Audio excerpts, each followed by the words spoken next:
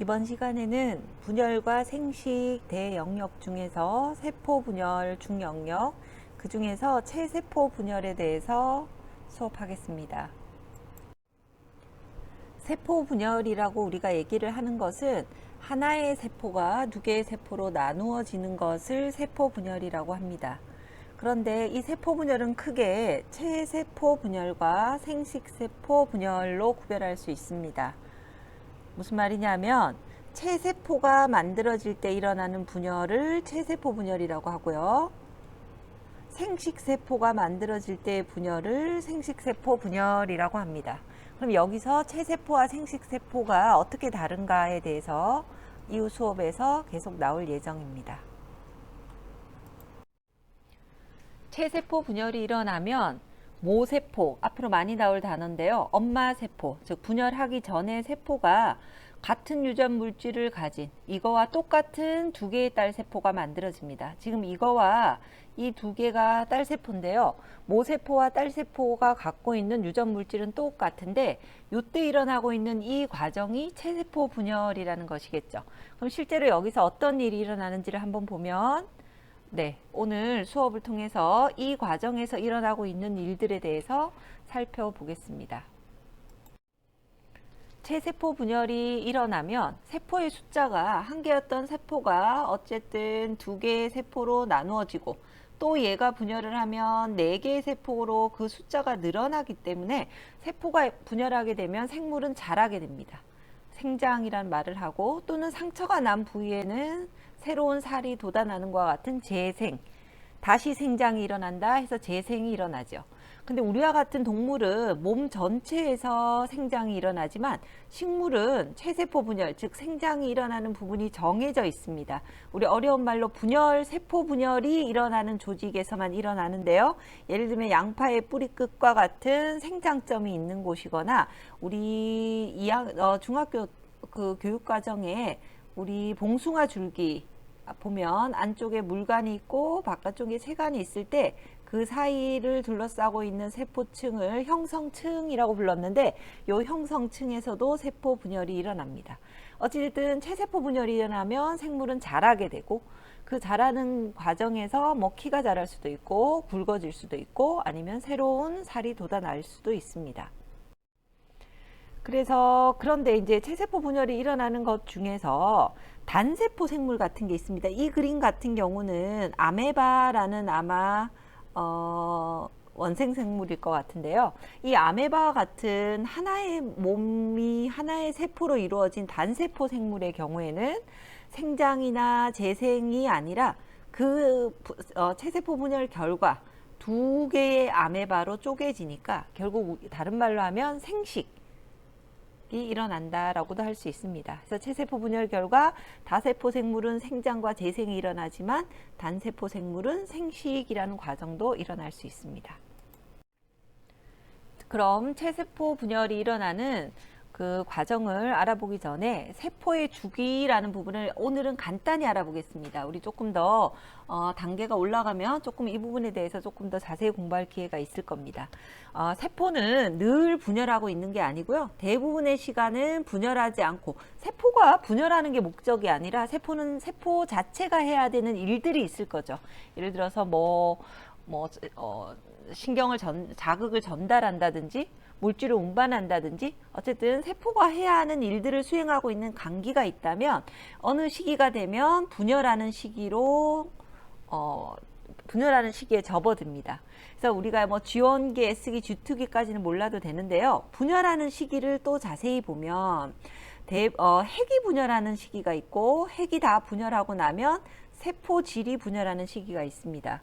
그래서 핵이 분열하는 시기를 우리가 조금 공부하거나 이해하는 데 편리하기 위해서 학자들이 전기, 중기, 후기, 말기 이렇게 구별하고 있습니다.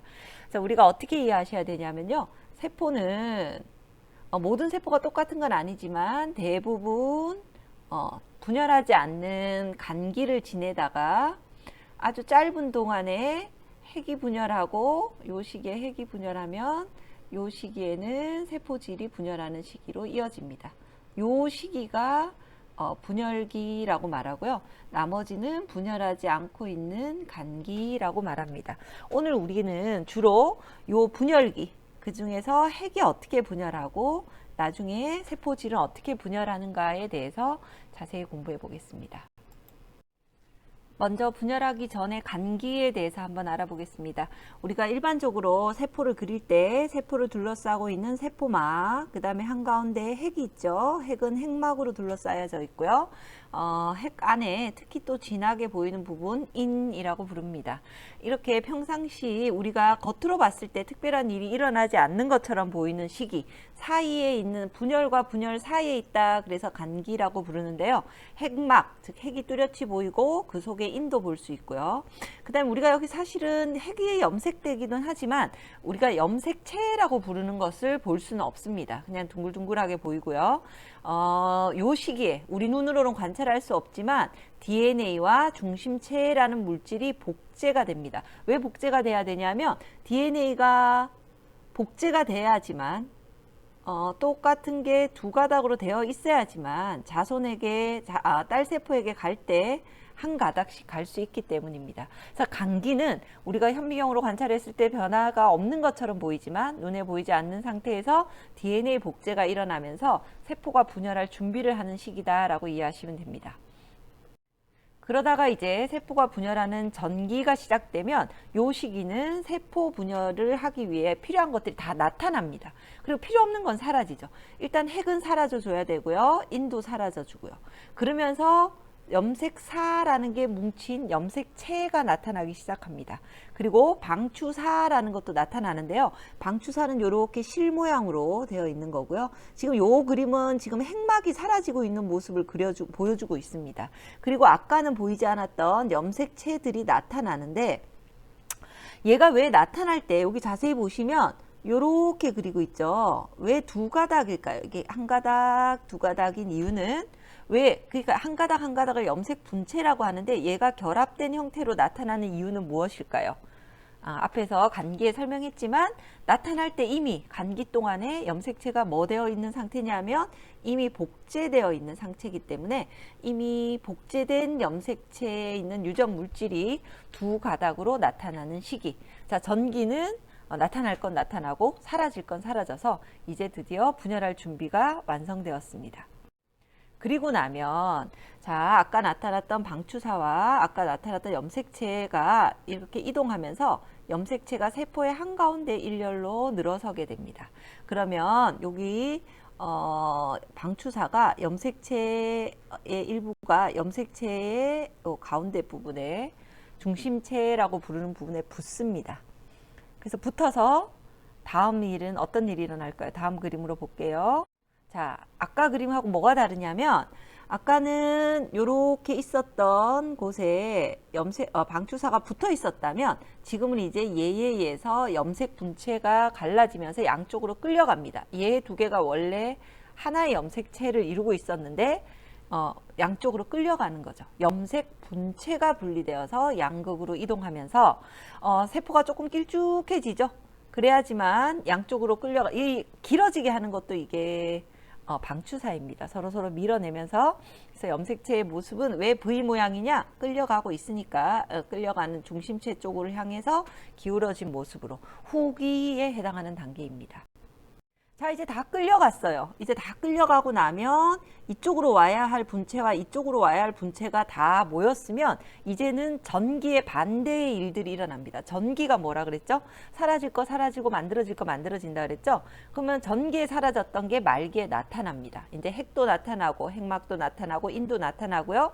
나타났었던 염색체는 이제 필요가 없습니다. 왜냐하면 이제는 이미 다 분리가 됐기 때문에 다시 염색사, 실의 상태로 돌아가면 되고요. 끌어당기는 데 필요했던 방추사, 이제 해야 할 일을 다 했으니까 사라집니다.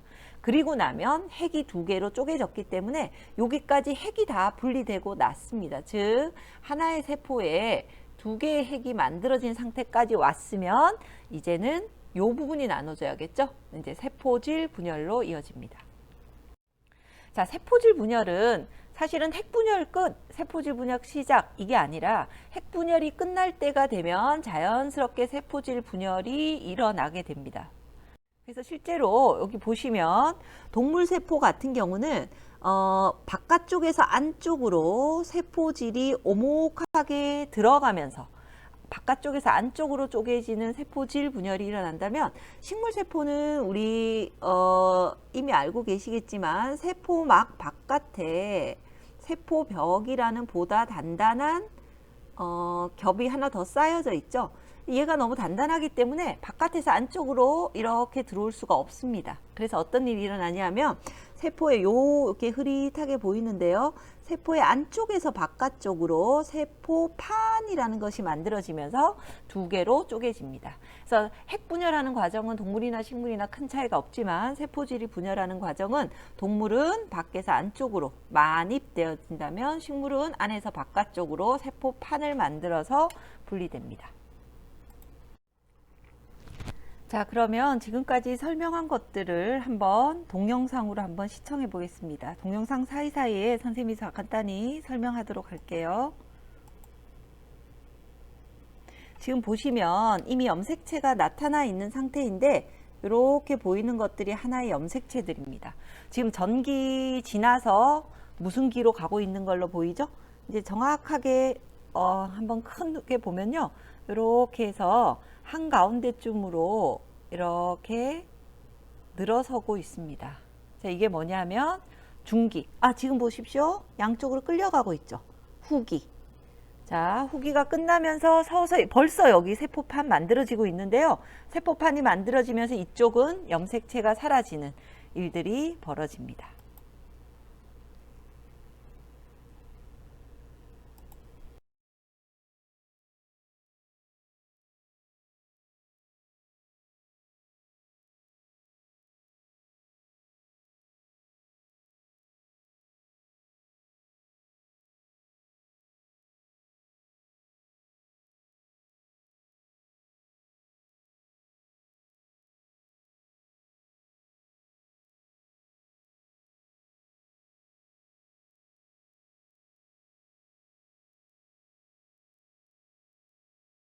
자, 앞에서 영상으로 본 것을 이번에 사진으로 한번 볼게요. 여기 보시면 지금은 양파 뿌리 끝에서 체세포 분열이 일어나고 있는 부분을 염색해서 찍어 놓은 사진인데요. 자, 여기 한번 보십시오. 지금 동그라미 치고 있는 이 부분들 보면 어떤 일들이 벌어지고 있냐면 핵막이 사라지면서 뭔가 진한색 실 같은 것들이 막 나타나고 있죠. 전기라고 볼 수 있습니다. 물론 전기에 따라서 조금 더 진행된 전기가 있고 아직 이제 막 시작하고 있는 전기도 있지만 요 정도면 우리가 전기라고 부를 수 있습니다. 네, 다음 단계를 한번 볼까요? 자, 보시면 이렇게 노랗게 동그라미 친 것들을 이렇게 보면 세포의 한가운데에 뭔가가 이렇게 모여 있죠. 자, 요거는 우리가 앞에서 배운 무슨 기에 해당할까요? 네, 중기라고 볼 수 있습니다. 자, 이번에는 요게 한번 보겠습니다. 요 부분을 자세히 보면 중기도 아니고 전기도 아닌데 하나의 세포, 요게 아직까지는 하나의 세포인데 양쪽으로 끌려가고 있는 모습을 볼 수 있습니다. 여기도 있고요. 자, 요런 시기, 여기 있는 거. 자, 전기, 중기 다음에 어느 시기에 해당할까요? 그렇죠? 후기에 해당합니다. 자, 이제 후기가 끝나고 난 시기를 찾을 수 있는데요. 한번 볼게요. 여기. 자, 얘보다는 얘가 조금 더 끌려간 흔적은 보이지 않는데 이미 다 끌려가서 이제 다시 그냥 진하게 염색체가 사라지면서 뭔가가 나타나고 있죠. 요런 시기를, 여기도 보이는 것들요. 요런 시기를 우리가 말기에서 세포질 분열, 여기 자세히 보시면 가운데 식물세포니까요. 세포판이 만들어지고 있는 세포질 분열까지 볼 수 있습니다. 자, 체세포 분열이 일어난 동안의 일들을 간단히 그림으로 나타냈는데요. 자, 이 그림 한번 봐주십시오. 하나의 모세포에 염색체 몇 개 있나요? 하나, 둘, 셋, 넷, 모두 4개가 있죠. 자, 그런데 요 단계에서 요렇게 될 때 염색체의 개수는 하나, 둘, 셋, 넷, 4개로 변함이 없습니다. 물론 한 겹으로 있어야 되는 게 2겹으로 복제되어 있는 상태이긴 하지만요. 자, 이제 중기, 염색체 몇 개죠? 4개. 후기, 요거 아직까지 한 세포 안에 있으니까요. 염색체 4개. 그런데 완전히 분열이 끝난 하나의 딸 세포에 염색체 몇 개 있나요? 또 4개. 무슨 말이냐면 체세포 분열이 일어나도 핵 안에 들어있는 염색체의 상태는 변화가 없다. 굉장히 중요한 말입니다. 하지만 여기를 한번 보십시오. 이제 핵상에 있는 염색체의 숫자를 보는 게 아니라 유전자의 양을 한번 볼게요. 여기 있는 유전자를 4라고 한번 해봅시다. 물론 우리 정확하진 않지만 각각 똑같은 유전자가 있다고 쳤을 때 1, 2, 3, 4, 4가 있죠. 근데 복제가 끝나고 나면 유전자는 8이 있습니다. 유전자는 2배로 많아지는 거죠. 자, 요것도 그 다음도 그대로 중기도 8, 후기도 8. 왜냐하면 세포 하나 안에 들어있는 걸 우리가 보니까요. 그런데 분열이 끝나고 나면 요 세포 하나에는 하나, 둘, 셋, 넷 유전자가 몇 개 있냐면 4개 있습니다. 무슨 말이냐면 이 그림을 좀 기억해 주십시오. 실제로 분열하기 전에 복제되는 동안에 DNA 유전자의 양이 2배로 늘어나서 분열이 끝나면 줄어드는 것입니다. 근데 이 줄어드는 게 2개 생기니까요. 그래서 체세포 분열은 염색체를 복제한 다음에 얘를 2개의 딸 세포에 나눠 가지면 되는데 나누기 쉽기 위해서 중기에 줄을 쓰고 후기에 서로 나눠 갖는다. 이렇게 이해해 주시면 됩니다.